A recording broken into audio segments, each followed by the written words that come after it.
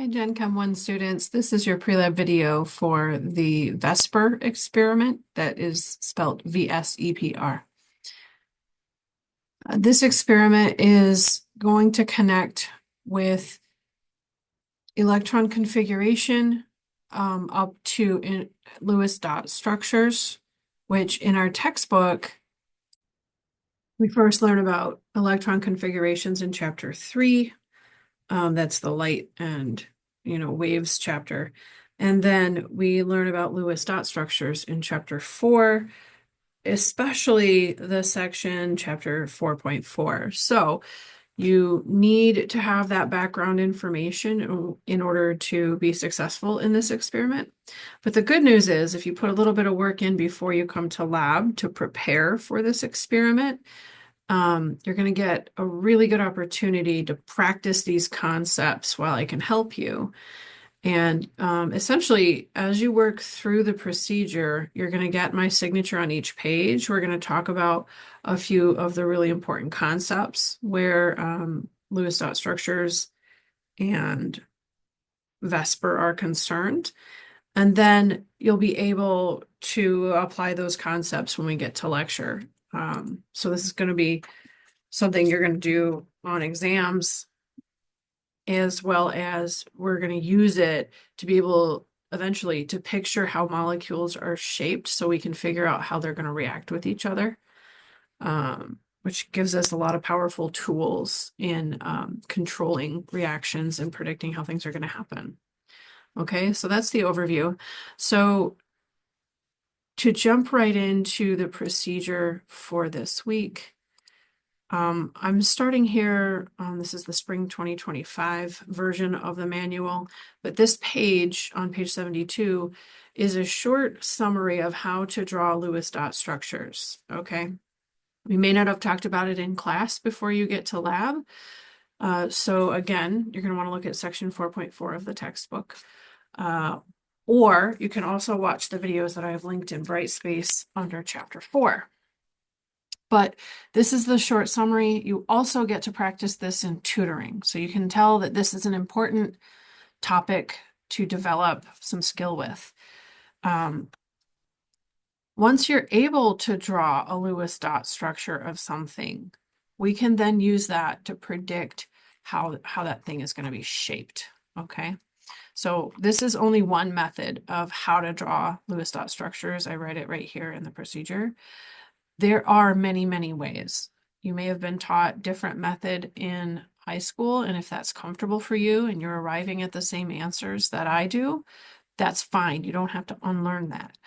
But if you haven't seen this before or you don't remember it, this is one way some people like to approach it. If this doesn't work for you, I can also show you a sort of trial and error method. They're all going to be based on the outer electrons that are bonding in any given atom. So let me walk you through how I made these three Lewis dot structures here.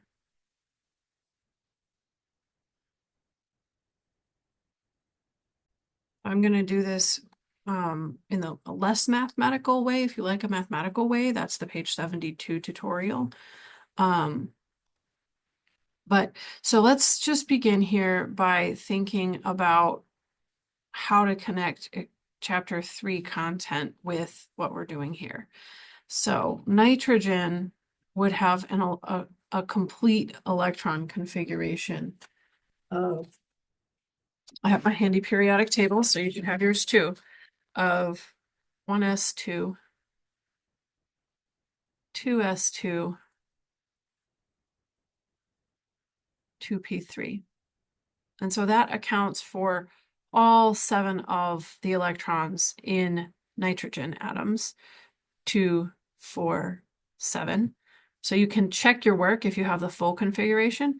If we do the condensed configuration, it doesn't get a whole lot smaller for nitrogen, but it would be He, which represents the 1s2 electrons, and then 2s2, 2p3. Now, an important concept is the idea that not all these electrons can react. The core electrons do not react. And so here, in this case, our core electrons are represented with the helium. Okay, so we have this helium core. So that corresponds here to our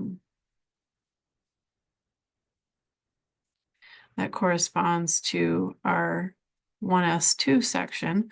Those are core electrons, and they are not going to react. Only the electrons that are on the outside of any given atom are capable of reacting. So in this case, those 2s2, 2p3 electrons are the ones that are actually going to react with something. So that means nitrogen is starting out with what we call 5 valence electrons. And remember the concept that everything wants to become isoelectric with a noble gas. So the kind of question I'm asking myself is, okay, nitrogen starts with 5 valence. Would it be easier to lose 5 electrons and then become like helium?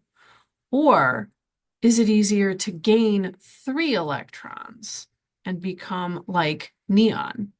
The answer to that is it will gain 3 electrons in a bond, which is why the most common charge for nitrogen is N3 minus on the periodic table. Okay, because then it's isoelectric with neon, which is stable. You'll notice that other than helium, all the noble gases will have 8 outer electrons. That's called an octet, and that's very stable. So everybody wants to have an octet. Okay, so now that we know that about nitrogen, the other component of ammonia, our chemical formula for ammonia would be NH3. So the other component is going to be hydrogen. So hydrogen is the easiest one. It's just 1s1.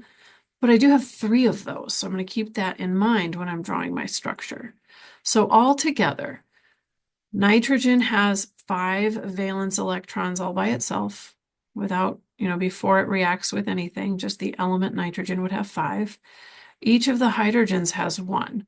So I can figure out my total number of electrons by adding that up. So 5 from nitrogen, 1 for each of those hydrogens. And so all together, we get 8 electrons to play with. Again, those are only the valence electrons. I am not actually using the periodic table to figure this out. Like looking at the atomic number does not help me count valence electrons, okay? One thing that does help count valence electrons, though, is if you have your periodic table, I hope this is not backwards to you guys in the video, but if you have your periodic table, you can count columns to figure out your valence electrons, okay? So we just said that nitrogen right here has 5 valence electrons, right? So notice group 1, 2, we're going to skip those transition metals, 3, 4, 5. So everything in group 15 will have 5 valence electrons. And so you can use that trick. Everything in group 1 has 1. Everything in group 2 has 2. You can count these ones too, but the D electrons are not always the outer electrons, so they don't always react. Some funny stuff happens in those transition metals. But for the what we call the main group elements, that's the S block and the P block, you can literally just count how many of those groups through the S and then the P, and that gives you the valence electrons also. Okay, now you might be wondering, why do we need the valence electrons? That's a reasonable question. And the answer to that is that those 8 electrons have to appear in our Lewis dot structure. Okay, so I said ammonia's formula is NH3. The first element that's written there that is not a hydrogen will be our center atom. So I'm going to put nitrogen in the center. We just said nitrogen has 5 valence electrons. So I'm going to represent those as dots, 1 on each side at first. My 5th one has to pair up with something. So I'll write my 5th electron. It doesn't matter which, side of the nitrogen you put it on, but I just sort of have a habit of putting it on the top.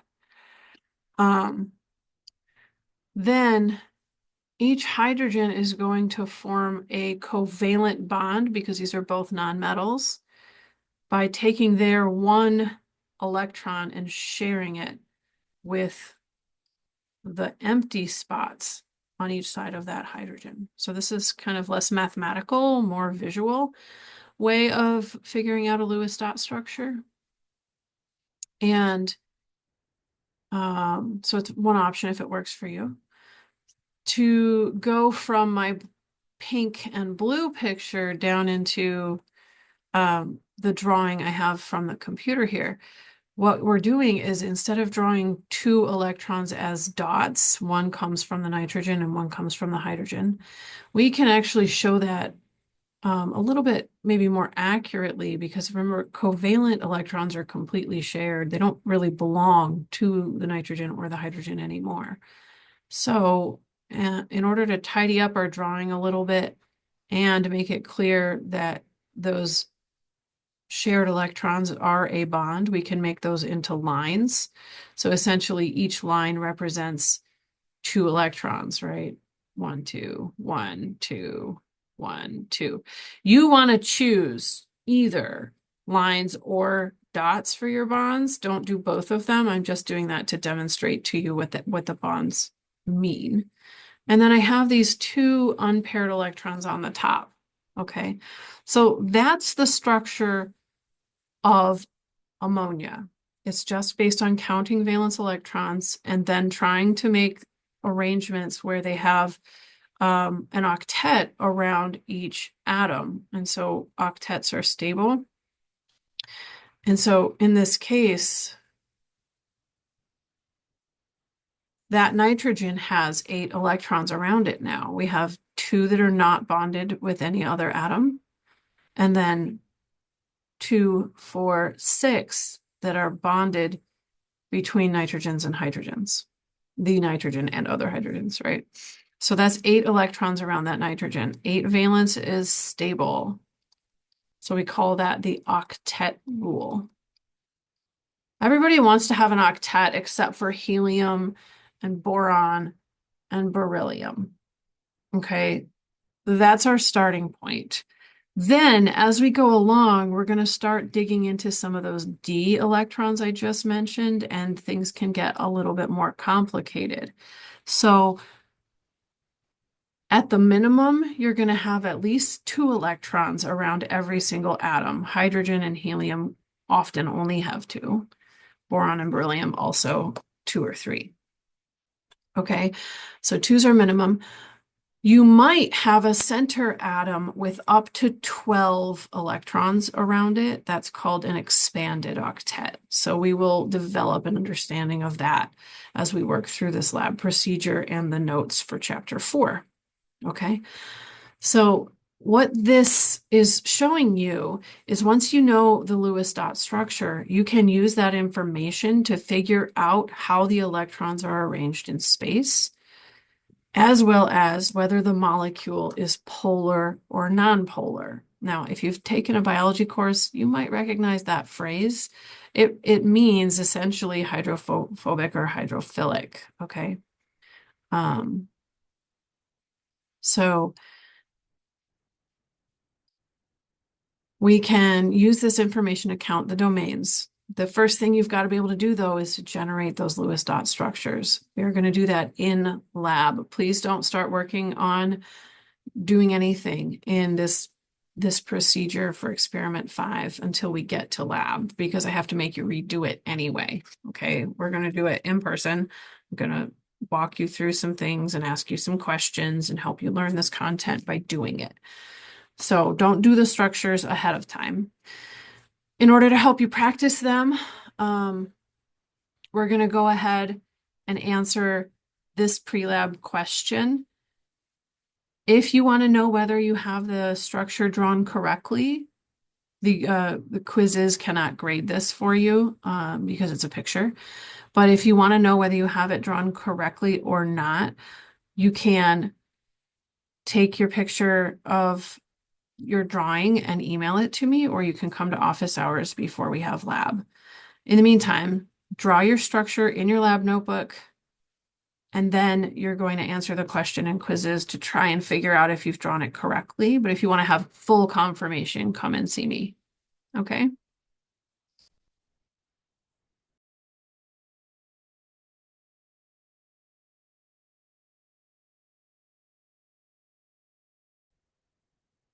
Okay, so it's pretty important that you read the procedure, at least the introduction part of the procedure, before you come into lab. So that's the part I was showing on my screen. Once you have your Lewis dot structure, and so I've done the same thing for carbon tetrachloride, which has a chemical formula CCl4, and I did the same thing for formaldehyde, okay? Once you have that structure, you will be able to figure out how many domains are bonding and how many are non-bonding. So in this drawing, I'm showing the bonding domains as green circles around the bonds, and I'm showing the non-bonding domains as red.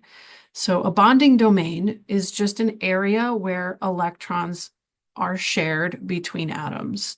So in our nitrogen and hydrogen area, that's those 2 electrons between each hydrogen and the center nitrogen. Those are bonding domains. So we have 3 bonding domains in ammonia, and then we'll have 1 non-bonding. That means that our total number of domains is going to be 4. Okay. That information helps us figure out how the electrons are arranged. So the principle here is that electrons repel each other, and they are going to try to get as far from each other as they can while still being attached to that center atom.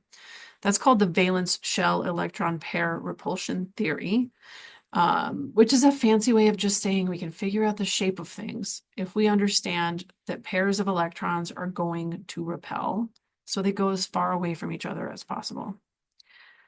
So if I have 2 domains, then we're going to call that a linear electron geometry. In other words, it makes a line. So the element nitrogen is a good example of that. Nitrogen each has 5 valence electrons.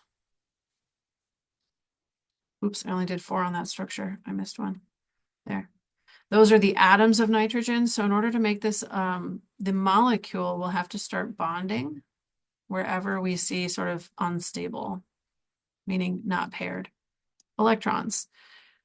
That is not pretty. We can draw that much better by putting those bonding electrons between the 2 nitrogens. That's really where they will exist. Okay, that's an example of a linear molecule. It doesn't actually really have a center atom, but it does have a triple bond. That is 1 single bonding domain.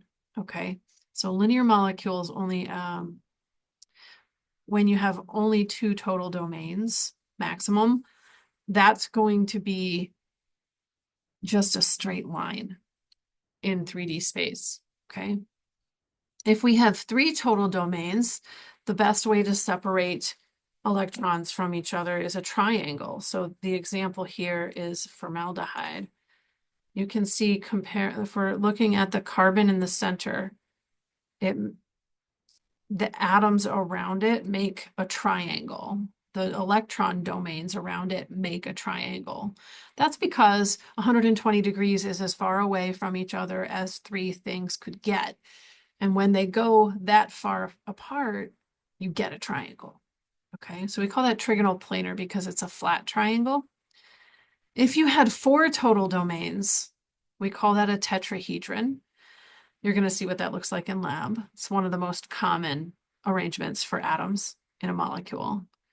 If we have 5 domains, we're going to call that trigonal bipyramidal. Again, you'll see it in lab.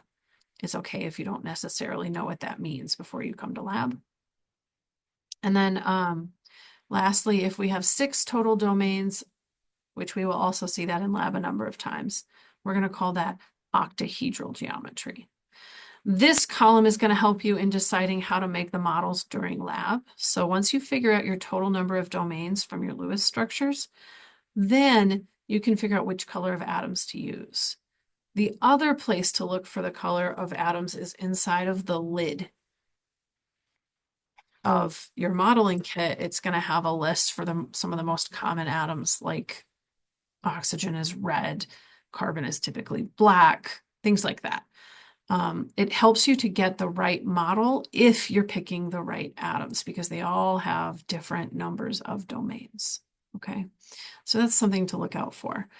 You're going to also use this column number 2 here, where it says electron geometry, in order to figure out one of the answers for each of the molecules you're studying. Okay. Oh, before we move on, I just want to point out the double bond between carbon and oxygen still counts as one domain. That triple bond between the 2 nitrogens that I just drew, that's one domain. Okay, it doesn't matter how many electrons are in there, although we can only ever fit up to 6 in bonds. We run out of space after that. But whether it's 2 electrons, 4 electrons, or 6, that still counts as one single domain. Okay, so keep that in mind as you're working on this. Okay, so essentially what you're going to do in lab is fill out this table and get my signature as you go. Okay.